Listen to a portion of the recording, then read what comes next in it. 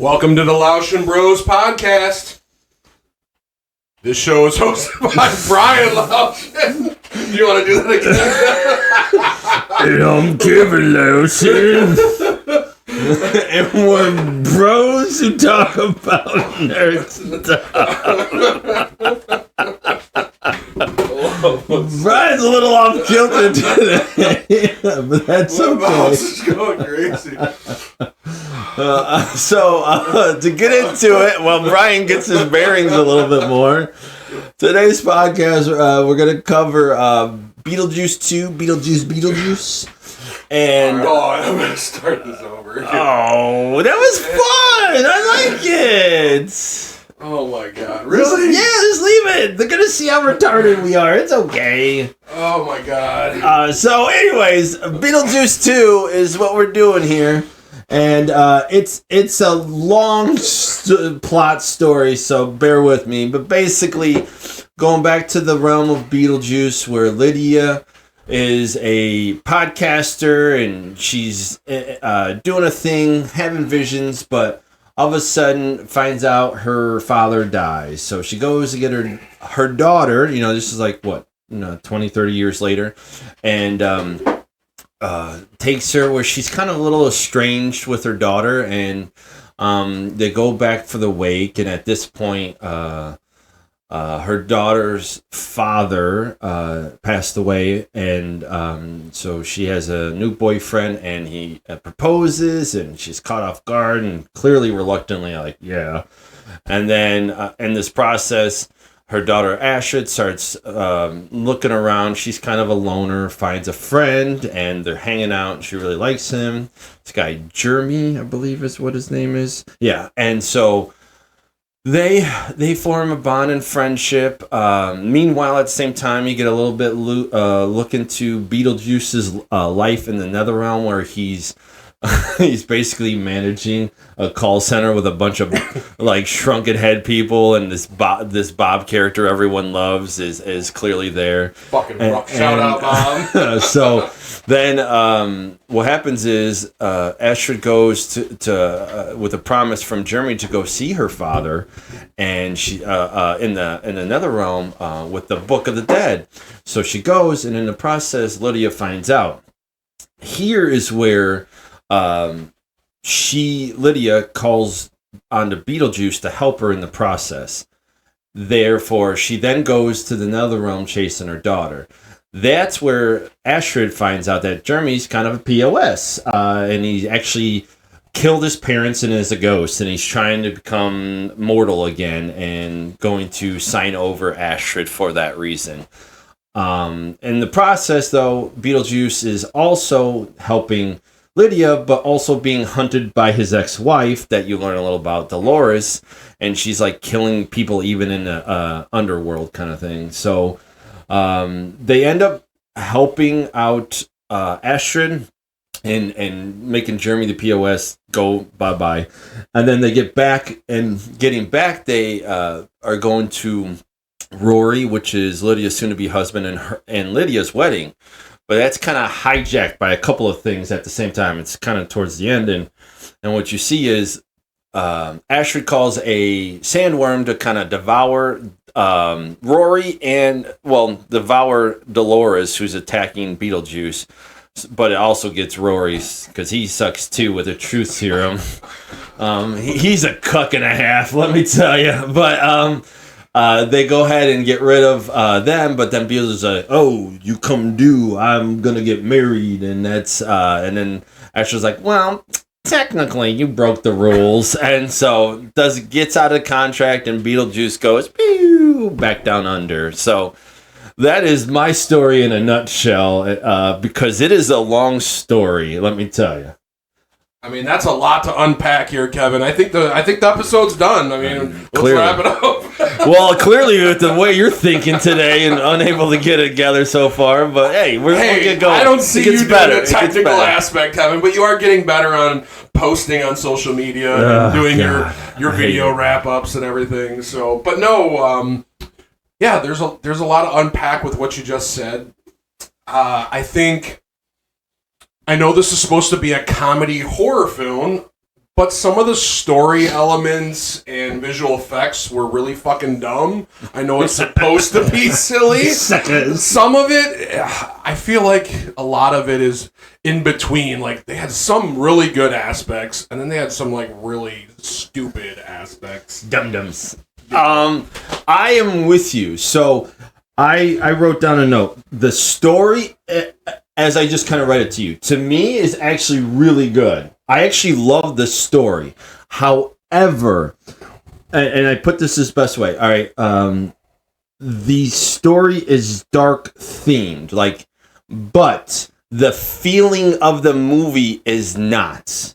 It is almost too playful. It's like for somebody that grew up listening to metal and being in the realm of that, we couldn't tell at all. It's like going to a Hot Topic. like you can go in there and you can see these people, but like it's just a bunch of bougie people. Like, oh my god, this is like so dark and scary. That's what the movie was themed like. That's how I see it. Like, it looked like it fit, but then when you get into the underbelly of how it actually felt, it did not feel like Beetlejuice. That is me trying to put in words a feeling that is hard to explain for me.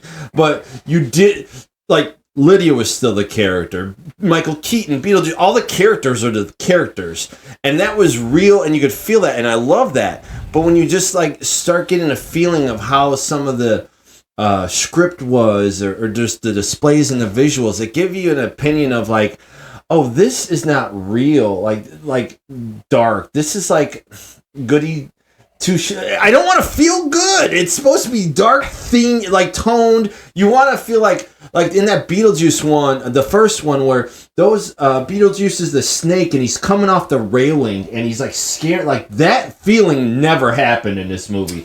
It wasn't like really scary in Beetlejuice 1, but it was like you felt like this is like almost leaning more towards real horror, even though it wasn't really ever going to be that. But you like they were not happy and really afraid, and I never got that feeling. I can't always explain the tone, but it's just something you kind of know when you look at it and watch it. And I was feeling like a lack of that extremely in this movie. Yeah, I mean, I definitely agree with you, Kevin. So the original film was a comedy horror, which I feel had it really balanced. They had its comedic elements, and then they had its horror, like you mentioned with the snake. The sequel, however, leaned more into the comedy aspect of it, but then on the other side, it didn't have as much horror. It had more like drama. You know what I mean? So, and like you said, being more playful as far as that aspect of things. So, I think that's where they kind of missed the actual mark. I think like I said, the story itself, I agree with you, was pretty decent for the most part, but some of the visual elements and how they kind of edited it didn't fit the tone of the film. So a big thing that added to that for me, and I think it's a little bit of elephant in the room, if you consider it, is Charles the father. The actor was not in the movie. So if you're not familiar, unfortunately, he got in trouble with the law for some kiddie stuff back in the day, because he was a very prominent actor and has basically kind of been disappeared. He's still around, still alive, but yeah, actually, didn't we talk about him in a previous? We did. Yeah, I thought we did. So anyways, he as a character, they didn't want to use him. Understandably so. I get it, but the problem is how they use this character. I'm fine what they generally did, but once again, they made it too playful, as you said, and leaned into the comedy aspect too much, which I still don't know that the first one, even though there were moments that were kind of funny and silly, that it wasn't meant to be comedy exactly. Whereas in this one, it was trying to be more comedy. Like, for a way of showing him without showing him, they did these cartoon cutscenes.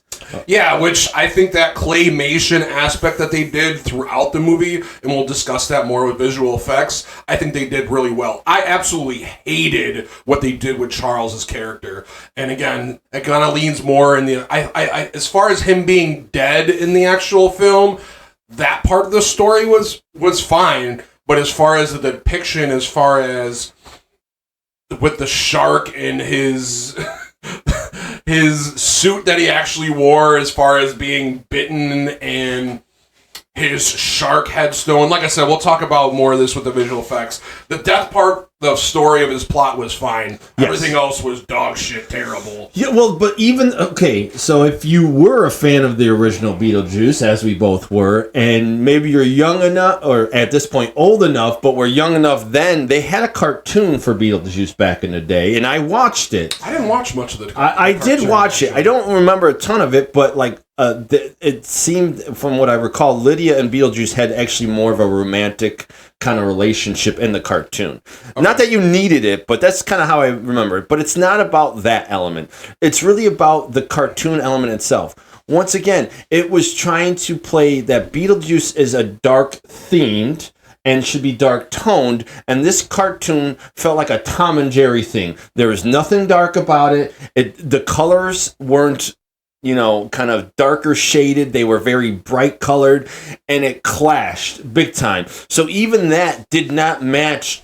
It was too joyful, playful, too, oh, haha, this is silly. How he died. Yeah, I was with you. I actually was totally good that he died. I was like, that makes total sense, especially with the real actor in real life. They want to do it.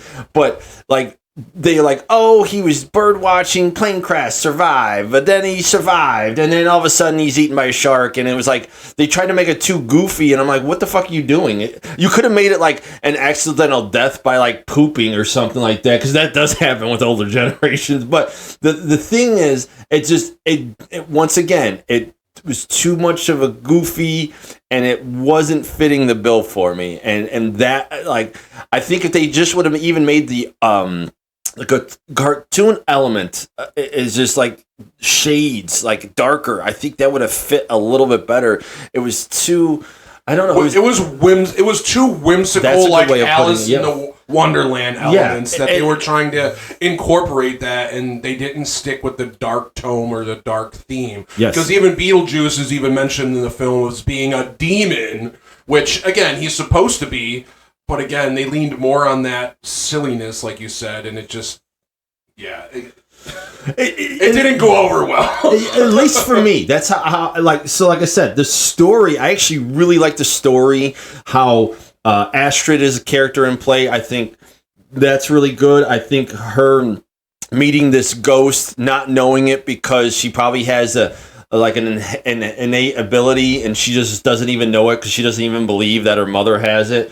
And then meeting this person and finding out all that, and they show you how the parents were dead, but you didn't even know it because she didn't really look at them. And like, I thought that was beautiful. I thought her father element was great with the, you know, being able to meet him even briefly. I thought that was really cool. And he didn't need to be a big character, but that's fine, even with a, like, that was in the first one that they had a sort of, I don't want to say a love element, but a good feel, like the husband and wife that died, Geena Davis and Alec Baldwin, but they end up being together. They are successful. So there's a feel good, if you wish, element. So I don't mind some of this, but it just overall, you know, Beetlejuice being almost, I don't know, it's just too much feel good. I need things to not feel good.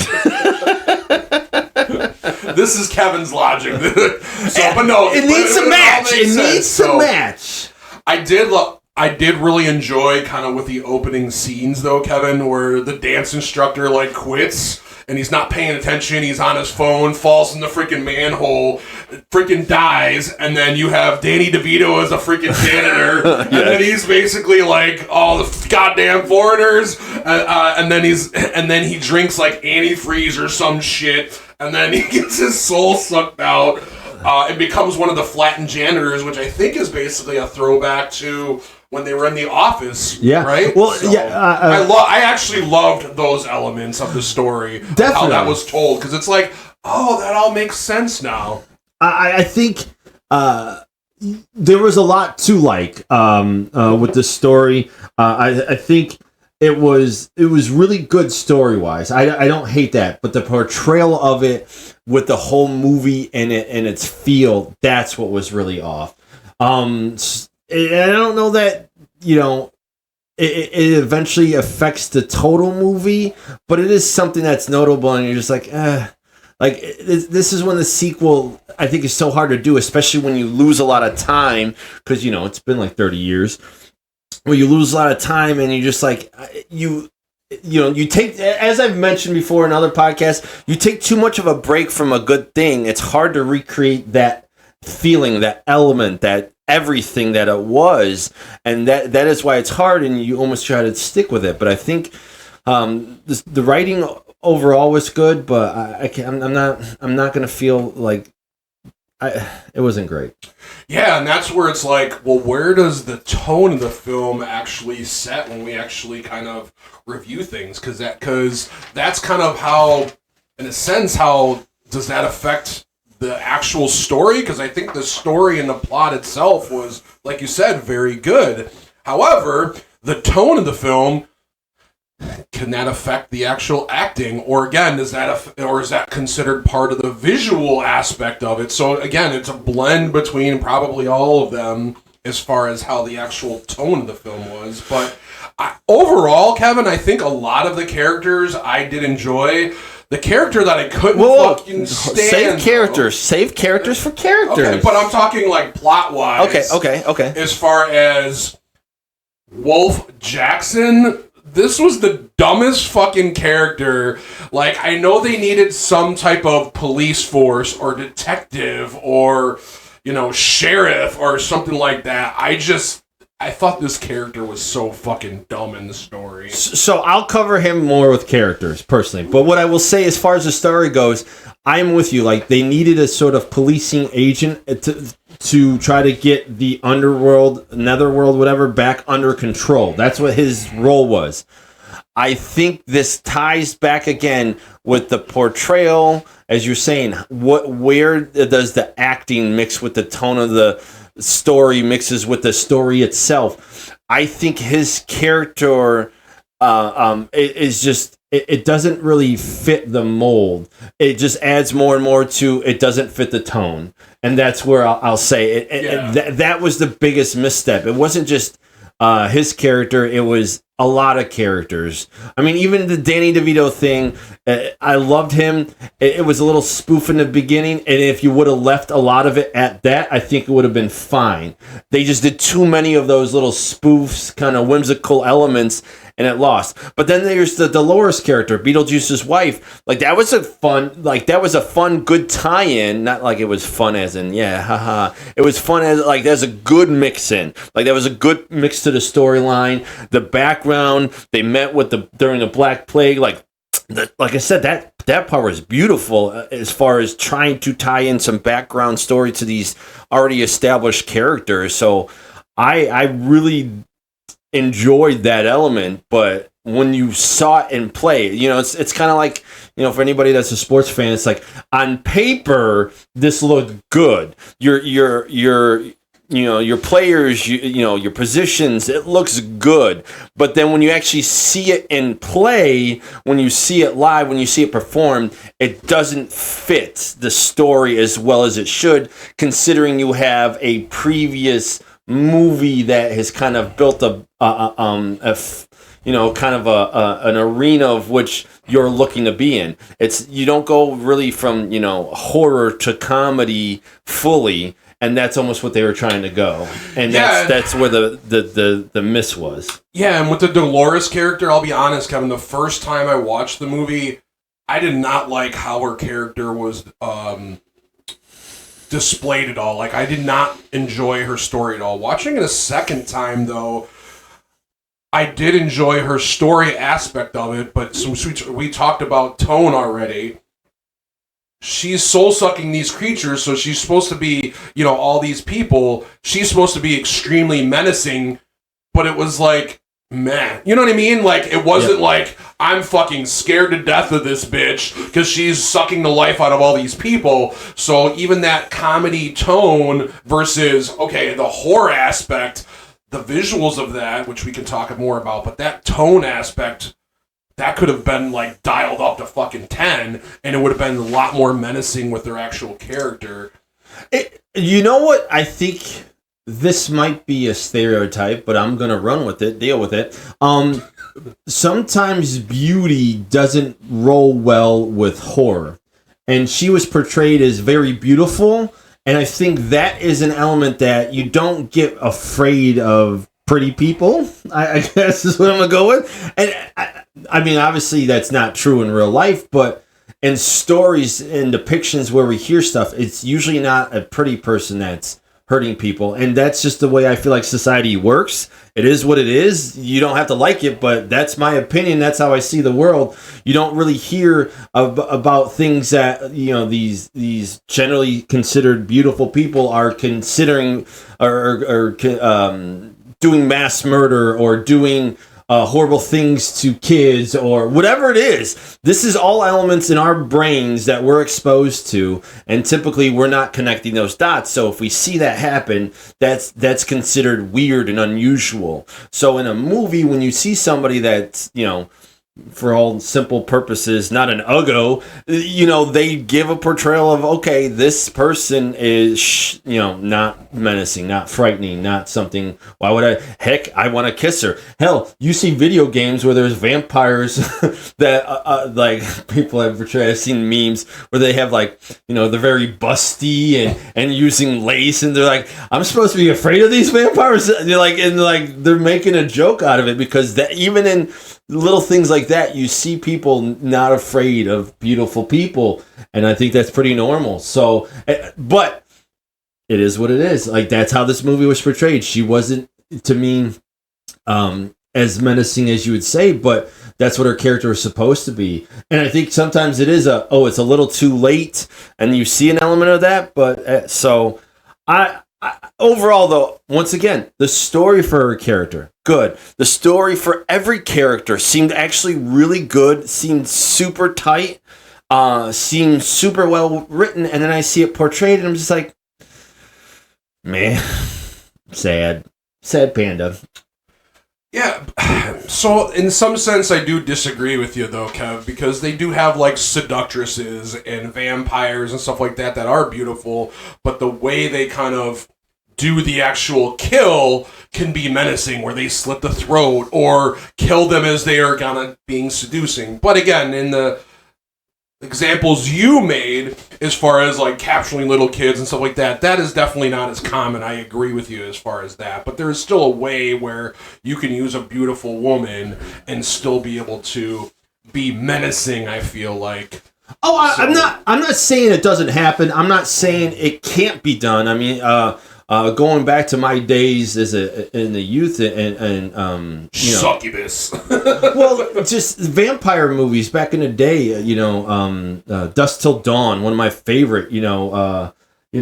She's stripping on a stage, and then all of a sudden she's trying to kill you. Like that. That is there. That does happen. That's not what I'm saying doesn't happen, but it's easier if you don't do that. And they, as you said, they weren't giving the tone that she was scary, because the overall theme wasn't fitting that. So to try to go from that kind of menacing or not menacing to menacing, you really have to jump. And she didn't make that jump because the visuals didn't support it. Yeah, agreed. So but it didn't. But overall, it still matched the tone of the movie, meaning it wasn't that kind of tone. Agreed. So that in that part, it was consistent, but it was consistently bad, in my opinion. So that's what I mean by it. And so it's harder to introduce those elements, like Rob Zombie's House of a Thousand Corpses and his portrayal of his wife. Like, that's his actual wife, the blonde, I don't know her name. She is very menacing, right? She comes off that, but she's also very beautiful.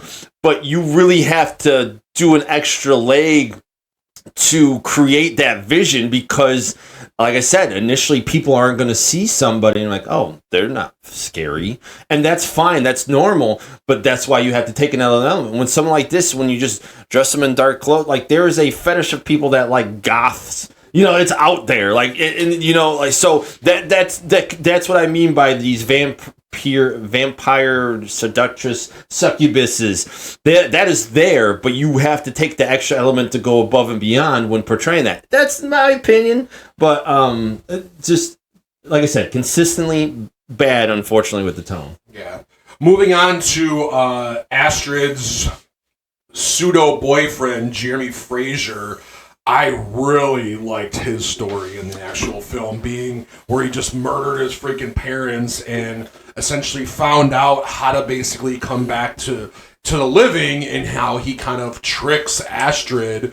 Oh, let's go in the afterlife. You can meet your dad, and and then Beetlejuice ends up, spoiler alert, murdering him and dropping him into hell later in the middle. So like that was probably the biggest shocker for me in the film, just his story and how that whole thing was done. It was definitely a twist. You weren't surprised something was going to happen to Dolores. You weren't surprised something was going to happen with Beetlejuice at the end. I don't think those were surprised. But I think not only his character being dead, that was a shocker, but him trying to basically, hey, B, I'm going to turn you in and I'm going back to being mortal. Like, that was, like, even his parents being dead, like, you didn't get that impression, just the way it played out. The house didn't look abandoned when you saw it or anything like that. So I think that was, once again, writing was awesome. And I support that. Just not the other element. So what did you think of the ending, Kev, with Astrid, like, getting married and then having the baby Beetlejuice and then it becoming a dream? It was kind of like a dream sequence, or dream or nightmare sequence for... So I was going to announce this later, but what I would say is there's actually already confirmed a Beetlejuice 3 coming out. No way. I'm telling you, I saw it. It is confirmed that there's supposed to be it. So I don't know. No shot. If Kevin's being duped by AI on it's possible. It's possible. But it did say that they were confirmed that it's supposed to be coming out. Go ahead and Google this on your little technology element right now. So if that's the case, that's a way that they could do that. I mean, I don't know that I like that angle. It's something that could come into play, but if it's gonna go with the same kind of tone of this movie, I think it's gonna miss its mark again. They were quite successful as a movie when you look at financials. And so I don't think it's going to be a shocker if they would want to make a third one. So because Wikipedia is such a reliable source, it is. Kev, so Burton said, let's do the math. It took 35 years to do this, so I'll be over 100 if they do another sequel. But I guess it's possible with the advent of science these days, but I don't think so. In April 2025, Warner Brothers Pictures CEO said sequel was in the works. However, in July 2025, Burton cast doubt on the possibility of a third film in an interview with Hollywood Reported, stating no one contacted him about it. However, Joanna Ortega did say she would be open to reprising the role if Burton was involved in directing. So I guess to be determined if this is going to happen or not. Like I said, it was talked about. Of course, there's a lot of things talked about that get shut down often. There was supposed to be a Thundercats movie, legit, that got shut down years ago, and Brian and I talked about it then. This stuff happens all the time in Hollywood. So they could have greenlit the idea of a movie, but there is a lot of things that happen behind the scenes. I don't know where you go with the story because of follow-up. Not to totally jump like movie ideas, but the go from the first one to decades to a second one, and then to do it like another year later, to me, just doesn't really. You need another time gap. You could still use the same actors and actresses and age them a little bit. So let's say Jenna Ortega, in 2 to 3 years, she'll look dramatically older, even if she isn't dramatically older. And then you could play the movie out to be 5 to 10 years later. You know what I mean? That would make more sense to me than, a year later, all of a sudden we're dealing with this. I never love the ideas if you have big gaps and then small gaps. Like, that's why I think Star Wars, the first one, was fine. It was within a few years of each other. But then you go to the sequel series where it goes, it's been, 30 years. You do episode 7, and then 8 it happens. And it literally goes from 8 to 9 and within a year. You know what I mean? It's like it's literally, the transition is so quick. It's like, you don't build time to leave to wonder. And I think if you do a sequel there, you're following up without, you don't have to know what happened to Charles the father in this movie. You just know eventually he dies. You know what I mean? Like, there's a lot of element to leave to wonder what happened to Lydia and the husband, how they meet, and then you found out he died in the rainforest. What led to that? How was their life? How was Lydia's relationship with Astrid earlier on? You don't need that. That's the fun element of leaving that out, where you just start this movie up. But if you go right into that, you have to explain so much in such a short time period. I don't love that. Yeah, but on the other hand, Kevin, we talked previously about Stranger Things and capitalizing on the momentum, which again, you mentioned about a big gap, but as you also mentioned before, it's all about story. So, I mean, even if it's a year, 2 or 3 after even the big gap and they're having another sequel after that, as long as the story's fucking good, I don't give a shit if it's a year or 3 years, right? It's all going to come back to that. That's fair. All right, let's vote on this, Kev. I think we're done with that. So, since people listening, we'll tell you how we do over here with the story. All right, ready? Beep, yep, boop, beep. I'm going thumbs up. I'm going mid. The tone ruined that much of it for me. Ooh, with the tone. So I'm doing mid. It's not great because of that. It's not good. It's just We're gonna now have to add tone to our reviews. Well, no, I think that's part of plot, part of story. Okay, yeah, I'm going from up to mid then. If I'm going mid. That's where I'm sure. at. So that's how I see it. So for all right. Sure. So moving on. Or would that be considered visuals for tone? Because. Well, or is it characters because they portray? Fuck, Kevin! You're screwing up the whole thing. I'm keeping it. That to me is the story portrayal. I'm keeping it with that. Part of it's the actors, part of it's the visuals, part of it's everything. That's where I'm at with that. So you make whatever you want to do. If that leads you to, give characters thumbs down because of it, then that's how you're going to do it. But for me, I'm there. Oh, you know what? We forgot the fun area about the story, Kevin. Some of the quotes. So you got, "The juice is loose." Oh, yeah. You got, "I've never seen that chick before in my life." Or afterlife. Like, that stuff was fun. But that's like, that you could have done. But once again, you got to be careful. If you, Beetlejuice was kind of silly, but in a bad, perverted, dark way. And you start doing some of that, you start getting goofy, and once again, that's part of the tone.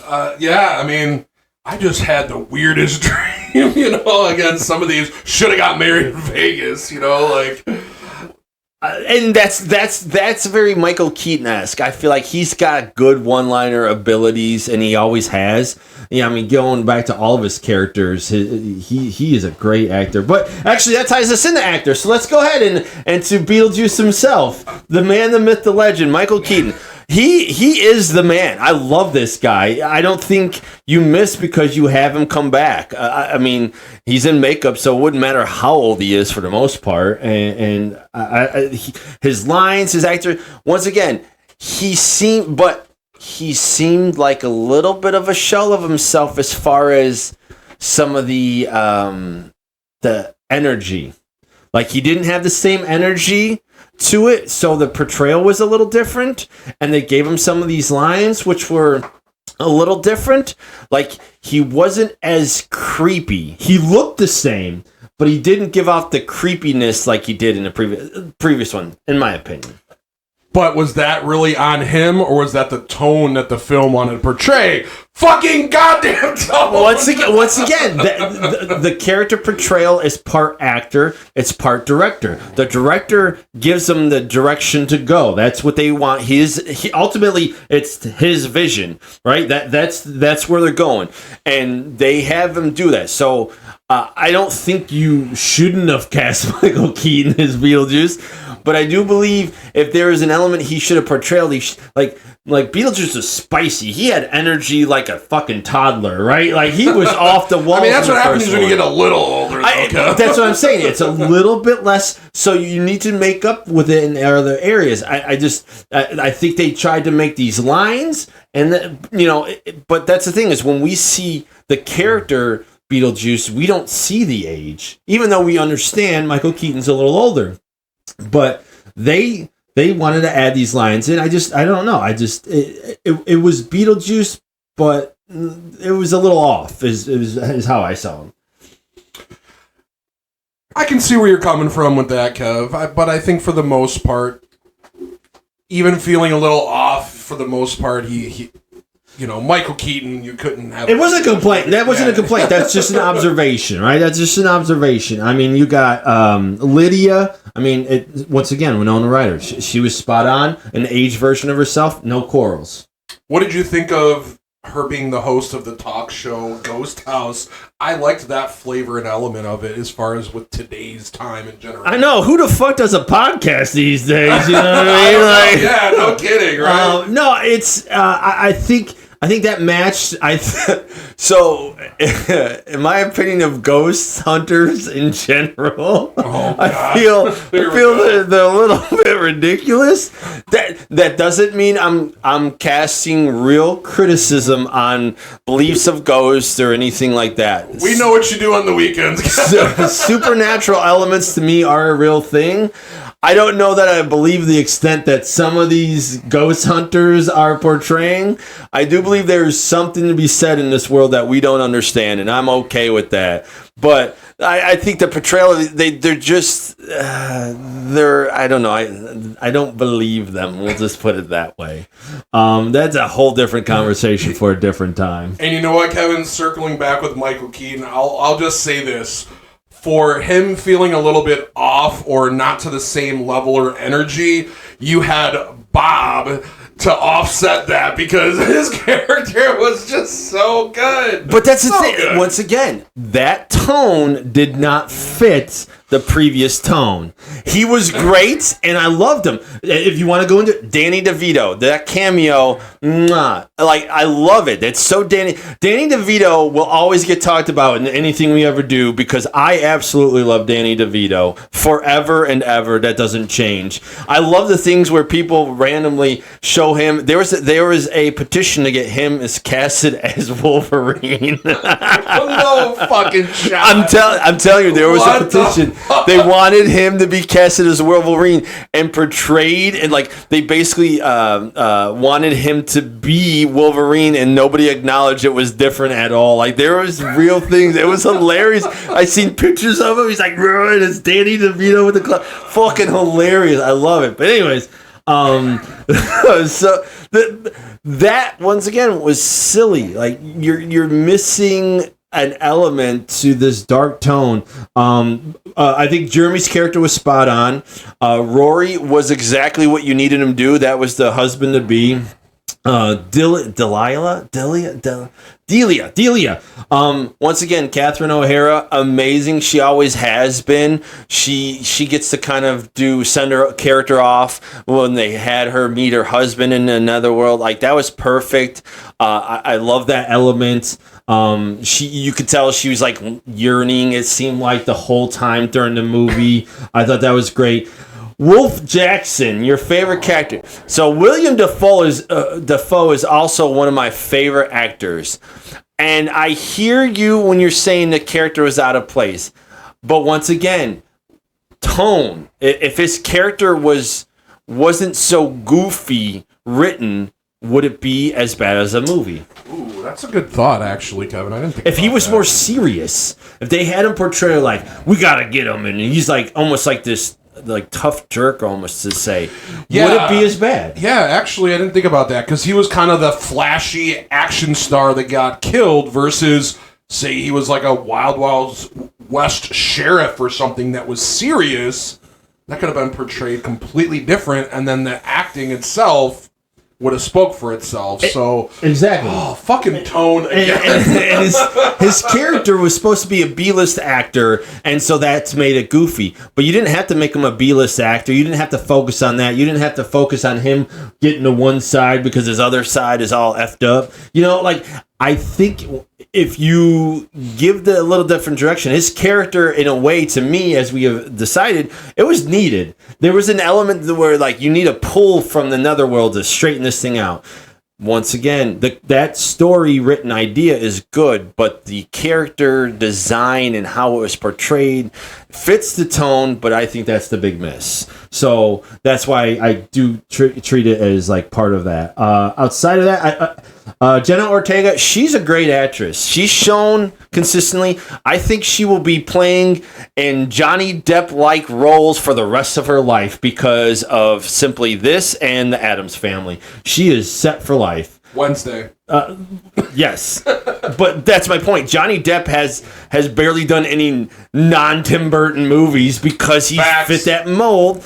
And so unless Tim Burton stops doing movies or somebody else comes and replaces him and like that, she will be doing roles, I think, like she's typecasted, in my opinion, at this point. And that's hard to get out of. You can, and I think she does have a good ability to, because she's so young, but she's gonna fit this mold as like this dark character or solo character or struggling, and so like she fits that mold to the T. And I'm telling you, that's my opinion.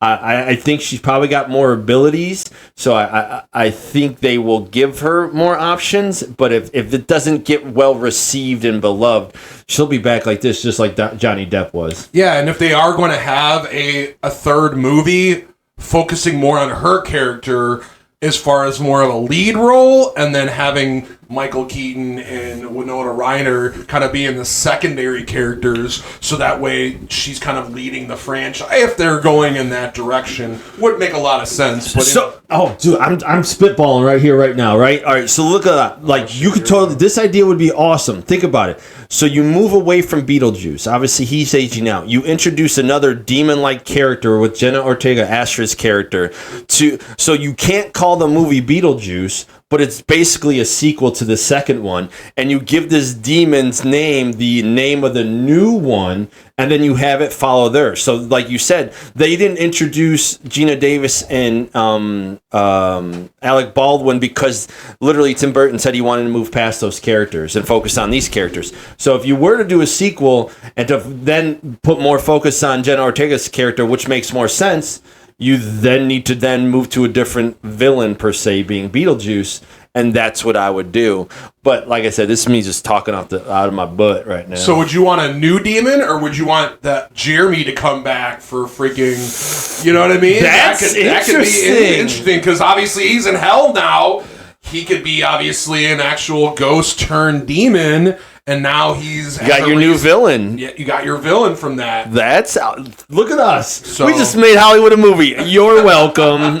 So anyway, as far as the casting, now that you kind of put things a little bit more in perspective, Kevin, like all the new actors that they added, I think added value, added to the story.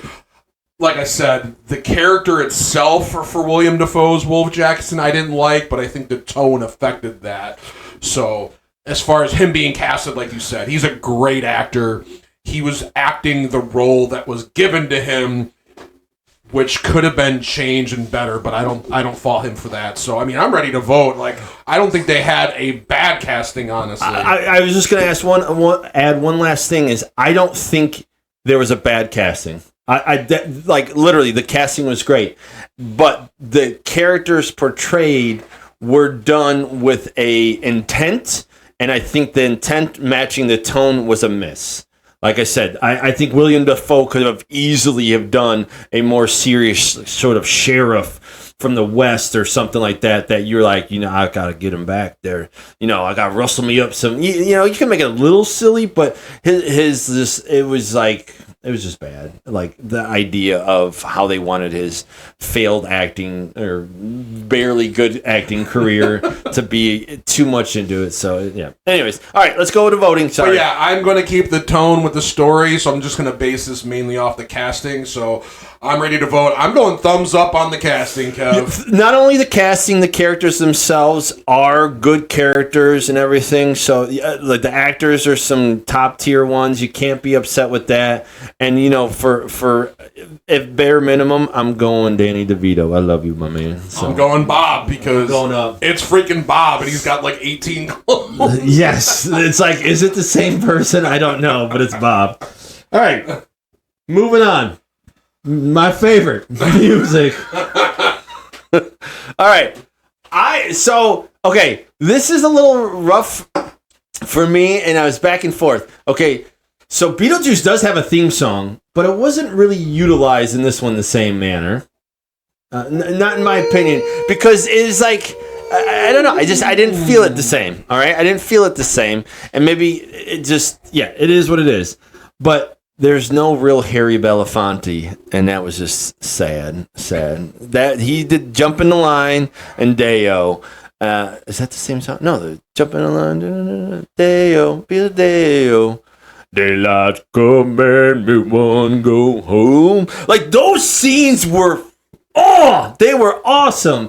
You had nothing like that. Well, technically they had the Soul Train. No, they had Deo in this movie, Kevin. But not in the same But they had it during the funeral. And and it wasn't Harry Belafonte. And it was with the choir. But that's my point. It wasn't Harry Belafonte. It was like a retread, and it was a shitty retread, and that's why I didn't like it. Like having a kids choir do it was meant to be comical.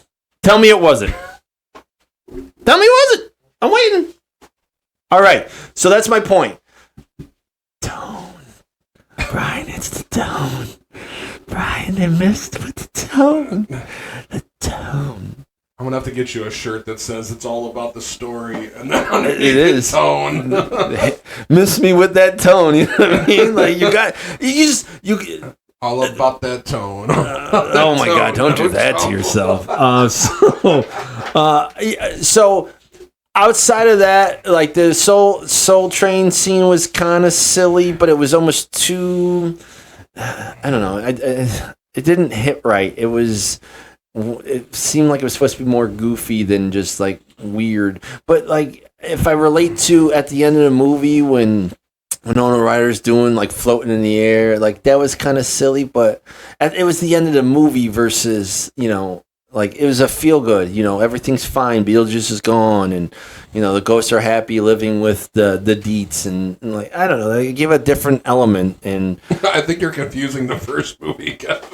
No. What I mean is that tone at the end, like got to the feel good, which is fine, and this one in general just didn't have a feel good. So when they did this, when they did have a feel good. So when it did the Soul Train thing, it was just almost too goofy. The idea of it was good, portrayal wasn't. Yeah, I mean, overall, the music was nostalgic in some cases because I do enjoy the theme song, and they did have it at different parts of the movie. But they also added a modern twist to it, so it had, I feel, some of that chaotic energy. Like you said, the feel good is Kevin's depiction a lot of this movie, but it was definitely like a frenzied, like skeleton orchestra type feel because some of the songs were cut short, or they did seem like out of place too. So, I mean, Deo, like you said, kind of had a weird placement during the funeral scene with Charles. Yeah, I mean, it definitely wasn't the actual original. They did sing MacArthur Park by Donna Summer, which I didn't even know kind of the lyrics for this original song, but I knew the remix song by Weird Al, the Jurassic Park version. So I'm like, wait, I know this song. Wait, I don't know this song. Wait, I know this song by Weird Al. Shout out Weird Al, we love you. You know, then they had Tragedy performed by the Bee Gees. You had the Soul Train, like you mentioned. They had it earlier with, you know, Lydia trying to save her daughter off the train, and then you had the ending scene with Charles and Delia as far as reconnecting and going off into the sunset. or, to the afterlife. And then you had the old school love song Right Here Waiting with like Beetlejuice and stuff. So, I mean, I think overall the sound was, fine. It was probably in the mid area. It wasn't blowing away. So they had kind of a good mix. They had some good, but they had some like... Does that mean we're doing ratings? Let's go to ratings because I know this is your favorite category. I'm staying mid, Ken. I am going down. Like I said, the Deo remake fucking hit wrong. I couldn't do it. There's just... no. I'm going mid for me. I'm going down, man. But now we're going to go to this category, which I'm looking forward to talking about. Special effects. All right, your visuals and everything like that. You take it off. Let's have you take it off. Okay, Kevin. Beetlejuice Baby. That was creepy as fuck, bro. Like, it reminded me of like Chucky on steroids. It was so weird to me. It was definitely, I liked that Burton and Keaton wanted to have not a lot of technology, but also wanted to have like handmade elements and stuff like that. But that was just fucking weird to me. It was creepy as fuck. It didn't really seem to fit. So there's a story piece that we're missing, but done intentionally so, which is fine. I don't really see where it plays in yet. And that's why I'm just like, what? And then on top of that, like...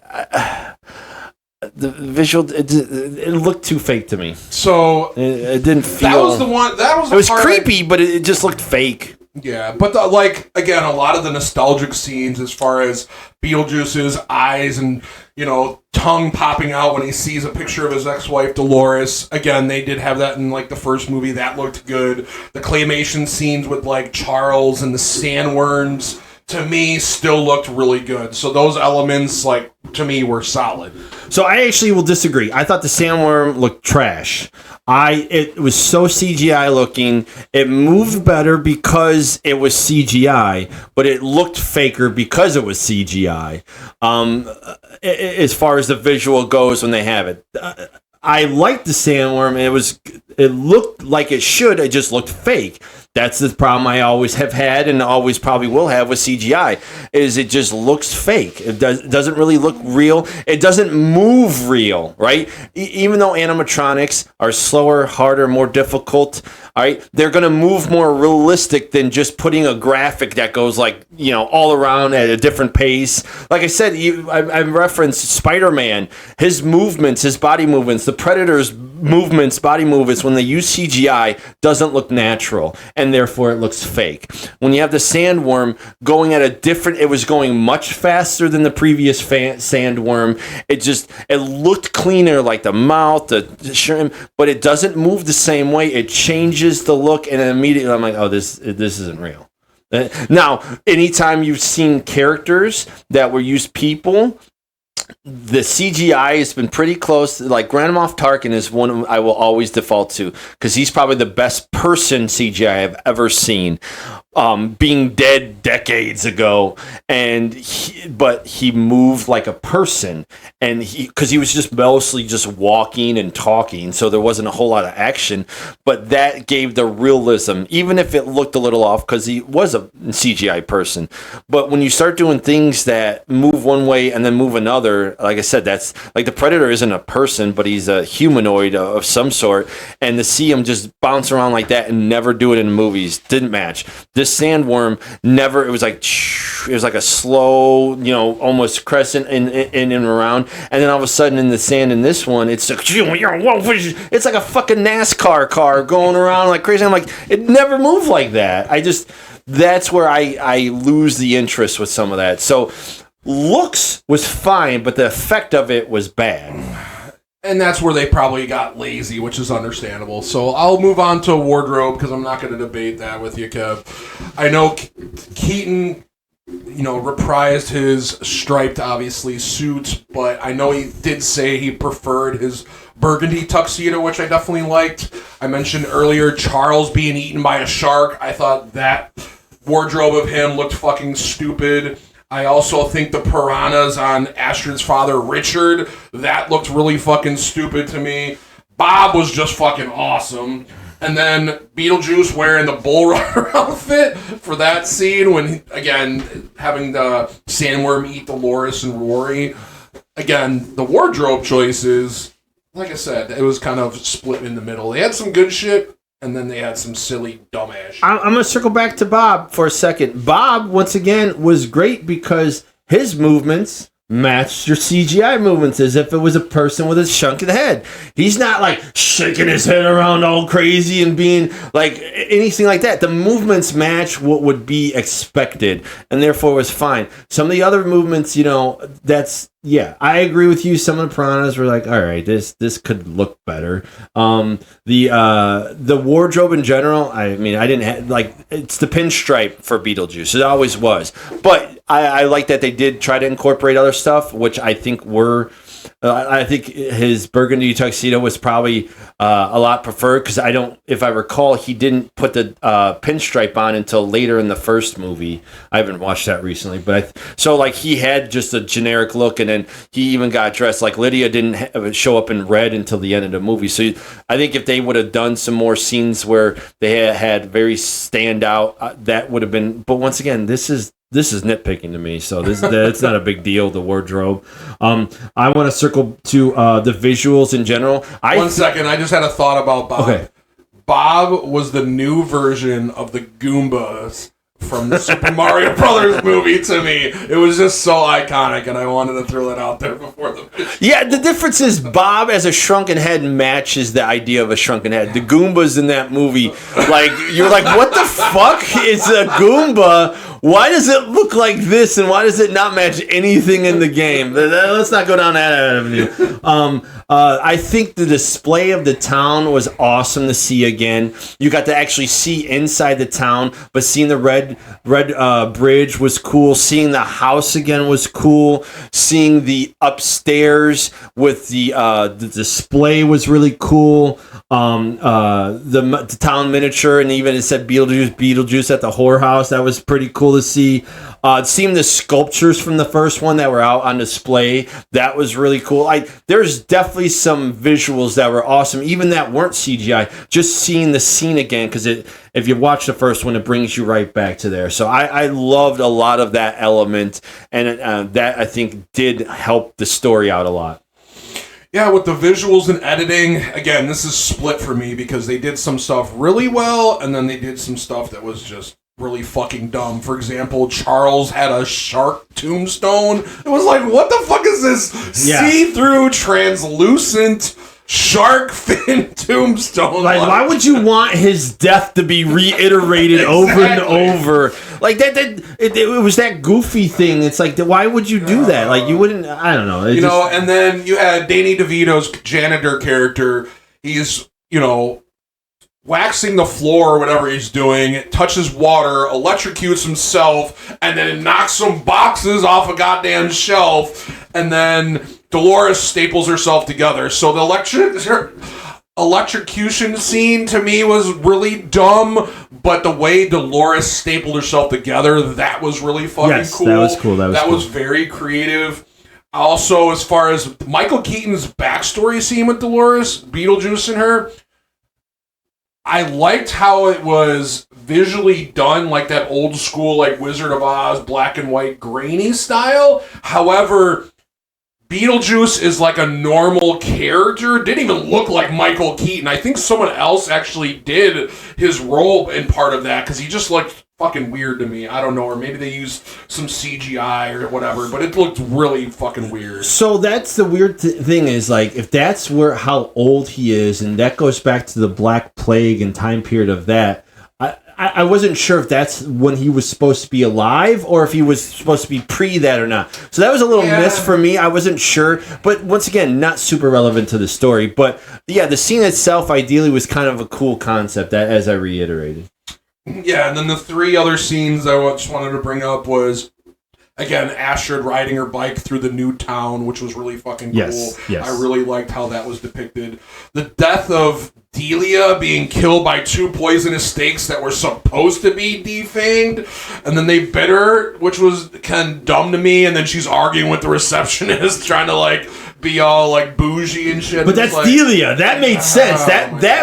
So Delia's character made sense. The snakes look like trash. Yeah. Once again, they look terrible. That I didn't like the visuals. And then, again, how Jeremy's character got killed is Beetlejuice becoming the Netherworld's receptionist. And, that's kind of funny. You know, that part was funny, silly. And then basically sent him in the hell. So, like I said, to me, they did some stuff really good, but then that's where I think the tone and the silliness of it, or the comedy aspect that was kind of delivering, that's where it just kind of missed a mark for me. See, I think that scene that you just mentioned where Beetlejuice is like the ticket person, that was an element that was there in the first one, meaning he just played a role, but like it doesn't mean the necessary, like it was like a dry humor, right? He wasn't saying anything dramatically line-wise, in my opinion, that was really funny or meant to be funny. He just was in a spot that he shouldn't be. Like, he's not the ticket salesman. He's like, hey, buddy, can I take a thing? Like, that, to me, is the funny element. He's just in a role. It's not that he said anything funny. It's just, why are you the ticket salesman? Like, that's what's funny about it. So, that element was missing almost as a whole in this movie for the humor part, and they went more for, you know, almost slapstick, like try to be too silly and playful, and it should have just been more like that, if that makes sense. So I don't have anything else for visuals that I can look at. I mean, do you let's rate it out, Kev. All right, ready? Should 1, should 2, 3. I think I'm actually going to go up. Maybe a slight up, but I'll go up because the visuals overall I thought were pretty good. So that's where I'm at. I'm staying at mid. I'm staying at mid. Like I said, I was torn between some things being done well and other things being done terrible. So I'm sticking with mid. So let's move on to our last area, Kevin, as far as the rewatchability, emotional connection, what the critics, including us, thought of it. So, the only ones that matter, us. Critic-wise, I think if you tie everything together in a nutshell, if this was the only movie, it might be okay. But it has a precedent. The first one was there. It gave you a roadmap, and you kind of went to a different town. That's how I generally felt about it. With that said, the story's really good. We've reiterated, and there's a lot of good, fun elements, but there's a lot that do the polar opposite and drag it down, in my opinion. I think it doesn't... I wouldn't really want to watch this by itself, but if you're watching it as a sequel and a potentially a second of a third movie or something down the road, I think you watch it because it's watching sake and you get to see your characters, even if it's not the greatest thing you love. I think you just, yeah, you're okay to watch it. It's okay. All right, let's talk about some of the reviews, Kev. Rotten Tomatoes, 75% critics are positive. The consensus reads, Michael Keaton's devious poltergeist still has plenty of juice left in his madcap return to form for Tim Burton, marrying charming practical effects and ghoulish gags to provide a fun time. Margaret Roertree of the Film Magazine stated the filmmaker manages to create something just as wacky and weird and meaningful as the original film. Don't necessarily agree with that. Manohia Dargis of the New York Times called the film a fun but less edgy sequel. That's probably the best depiction of this. I agree. I was just about to say that because they lead more into the comedy versus the darker tone. David Fear of the Rolling Stone called it a perfectly fine sequel. Fine. That's not a compliment. Fine is not a compliment. Neither a total letdown nor a complete shout it from the hills return to form for its creator. Maybe we should have said his name Burton 3 times, and the filmmaker who did that beloved original would reappear, grinning manically and giving us something a bit less undead and a more bit alive. That was well said, I think, as well, too. It would have been better if he said it was a bit more undead and a lot less alive. As far as Fear called Ortega's casting one of the few unimpeachable choices made here, it's not just that she and Ryder play well together and made for a believable mother-daughter combo, which I definitely agree with. Yep. Ortega's ability to express vulnerability, exasperation, rage, and more of a world-class deadpan stare comes in handy when she's past the mantle of my so-called afterlife goth teen moodiness from Ryder. Yes. So again, I went on a rant about that. I agree. Allison Wilmore of Vulture praised the lead performances, while Michael Keaton slips zestfully back into his role of Beetlejuice like he never left. And always reliable O'Hara, spookily unchanged. Ryder plays Lydia poignantly as a brittle adult who's stuck dressing in the style she affected a few decades ago, as though she's gotten interrupted before she could fully finish growing up. You know what I just had a thought of? I think one of the elements that I was missing from it, I love Michael Keaton's portrayal of Beetlejuice, and I'm not saying it was bad. I'm actually saying it's really good. I think an element that I said that might have been off a little bit for me is I feel like I just had a thought, like he yelled a lot in the first one, or like was like got really loud often, and I feel like that element was not there, and that may be why it felt like you felt, as I'll put in air quotes, felt his age a little bit, or like you said, less energy. Yes, because he wasn't like being spontaneous. Yes, as much like that. So a spike in his volume and his portrayal. So I think that is the element I feel like I was missing a little bit, but it is a minor element. I don't want to think that I'm saying he did a bad job. Like he was his character as he was. It's just like I said, maybe you were feeling his age just a teensy bit. That's all. All right, I think we're ready to rate this, Kev. Let's do this. All right. Overall, ready? I'm gonna do a slight edge up. Like we're talking. I am actually slight doing edge. a slight edge up too, because the story for me, and I guess this will also go into our overall rating and summary. Yeah, tone. But no, the story and the casting for me was definitely above average for sure. It was great. Really good. It was really great. The visuals, the sound, and the tone brought it down. And so that to me made it more like a mid, like your C, if not B movie, like I said. But yeah, so I think you won't be like really disappointed with it, but I really truly believe in this world, if you're watching a movie and you have an expectation and it doesn't meet it, you're going to run into issues with it. I'm not saying I have, and that's why I try to go into every movie with a blank expectation as best as possible. It's really hard to be disappointed when you don't have expectations, Brian. I don't know if you know this. So, but having experienced the previous version, right?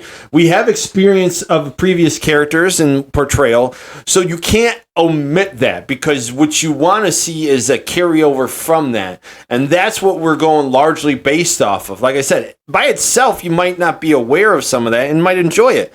But knowing what it was to what it is, that's where you're going to get carried over. And you're going to have it. You can't not have a little bit of expectation because of it's a sequel.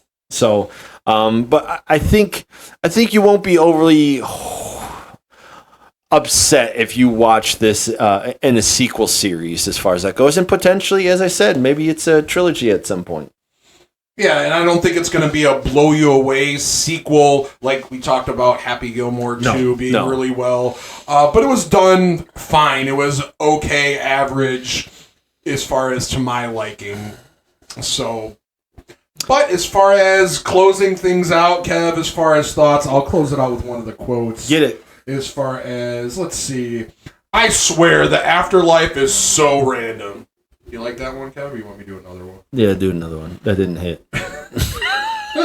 Sweetheart, you look fantastic. You look so put together. Yeah, that's a good one. That's a good one. It's a pun. It's a pun. So with that said, thanks for everyone for listening and any feedback and support. We appreciate it. We're just the dumb brothers doing a dumb thing here. So, just keep listening, following, and yell at Brian mostly because he did not have a good go, but he picked it up. I appreciate it. You can support these nerds by following us on our social media channels. look up Louchen Bros podcast. That's right. You can listen to us on Apple Podcasts and Spotify on Tuesdays, and you can watch us on YouTube on Thursdays. Watch us if you want to. All right. You were beautiful people. See you later. Peace. Bye.